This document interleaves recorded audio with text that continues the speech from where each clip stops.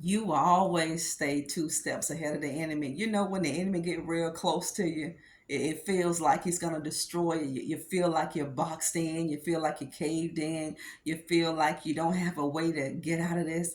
But listen, you're going to get out of it because God is going to make a way out of no way for you, family of God. The enemy will never be able to touch you and to destroy you.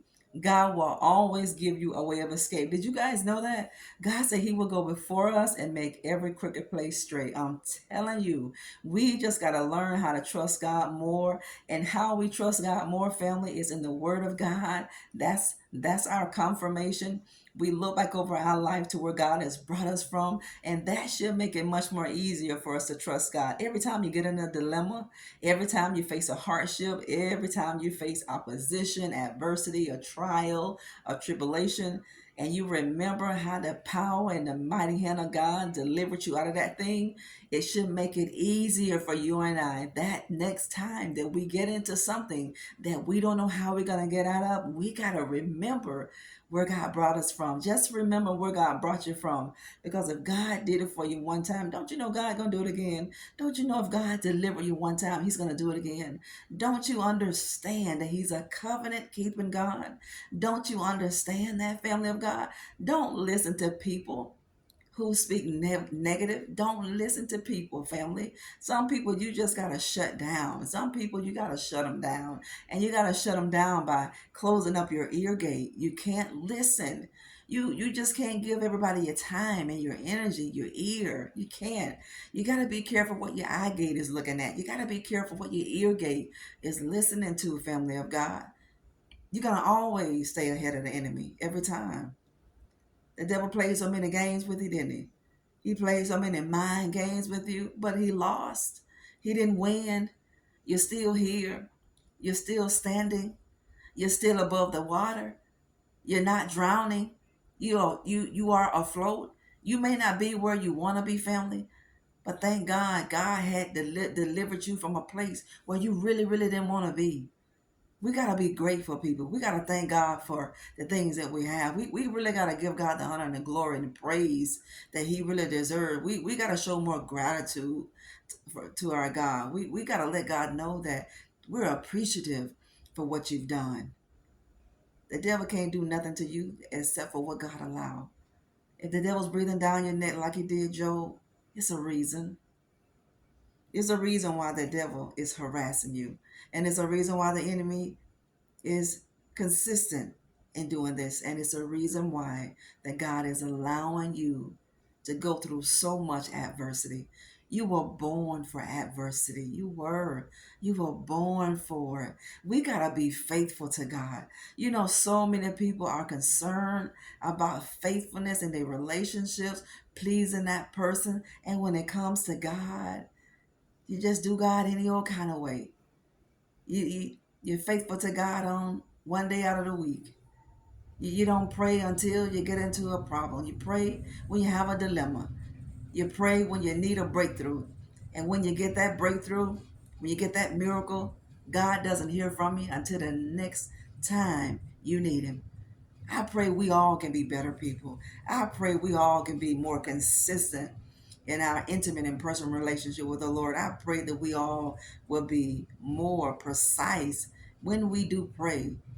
I pray that we all can just live that life of prayer. We have to have a lifestyle of prayer. Get a lifestyle to prayer in prayer. You know, the more you pray, the more powerful that you're gonna become.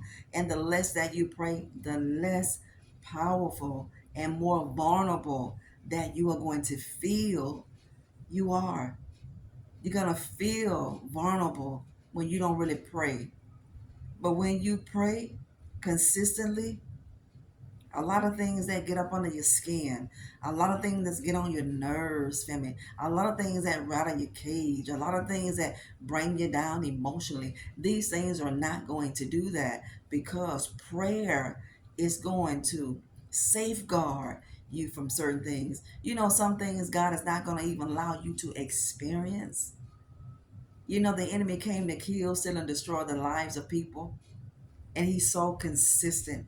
The enemy is so diligent and his team and him are unified. We as a people, we need to be unified. You will always stay ahead of the game. You're going to always stay ahead of the enemy. You will. The enemy may get real close to you, but he won't be able to touch you. But you may feel some effects of the storm, just like a natural storm. That storm may not hit directly in your geographical location, but the effect of that storm, you may feel some effect. You may feel some wind, but it won't be enough to take you out. It won't be enough to destroy your family. Of God, fear not.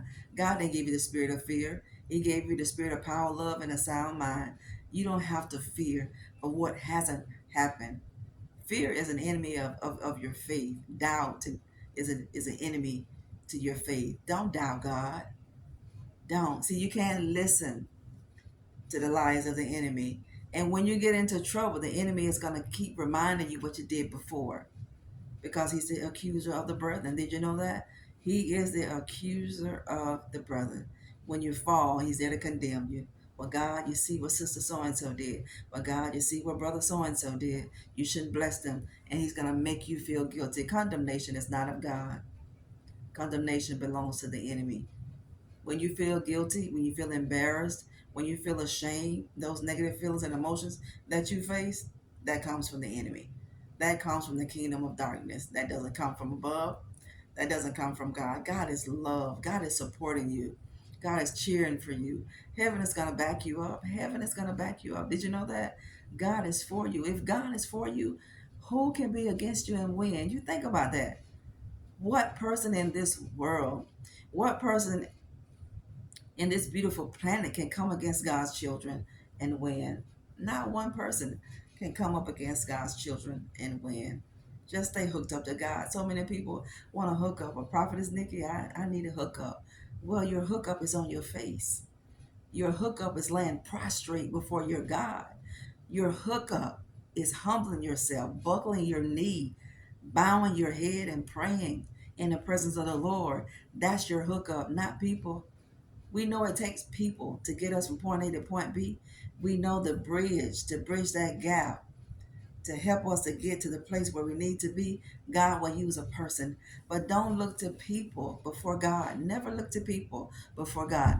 Never talk to people before you talk to God. This is something personally that I do for my life. And I encourage, some of my family members who always call on me with Prophetess Nikki, I know this and you this with God. No, no, I'm not your God. I'm not your God. I'm just a vessel to be used of the Lord, and don't edify me that high, because I would never let anybody do that. I always encourage my family and people who know me and people who have graced my presence from all over the world. You reach out to God first before you reach out to people, because we shall have no other gods before him. Don't make nobody your God. Don't make a person your God. I don't care how much anointing you see rest upon that person's life. At the end of the day, they're humanity like you. They're human beings like you. They're living a physical body. They have a soul and they have a spirit.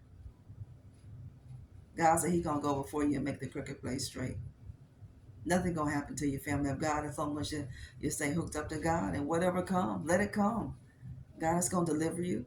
These are actual opportunities for God to show you who he is. When you go through a tough space in your life, this is an opportunity for God to show you how strong he is. This is an opportunity when you get down real low in your barrel, like the Shunammite woman did, and the prophet came to her and she said, all I got is something to eat for my son, and how are we going to eat this, make this meal and this food, and we're going to bake this cake, and we're going to die. But the prophet, which was a type shadow of Christ, what she gave was her last. You see what God does for all of us when we trust him with what we have? Think about so many people we've trusted and they didn't do anything that we thought they would. But when it comes to God, we don't trust. We cannot let what we have gone through we cannot let what we've gone through within our life stop us or hinder us from trusting God. People may fail us, but God never will.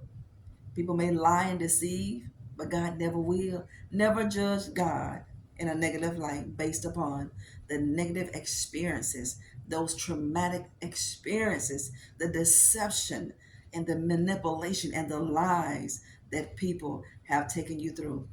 God doesn't deserve that. God deserves our all in all. He does. He gave us his best. Let's give God our best. The best is truly yet to come for you. Thank you for tuning in today of another broadcast of You Are Enough. If you don't mind, jump over to my Instagram at Nikki G McCray. I love all of you so much. God bless all of you. Hold on a minute, family. Some of you are reaching out and asking me, I think it is in the lines with, I think they're diamonds. So you can hit that and you can sow through that way by selecting a diamond in those live videos. Go back and rewatch those pre-recorded lives, family. Thank all of you for what you do. Keep praying for me. Keep praying for our country. Keep praying for our nation. And I'm praying for you. I love all of you. Talk later. Bye-bye.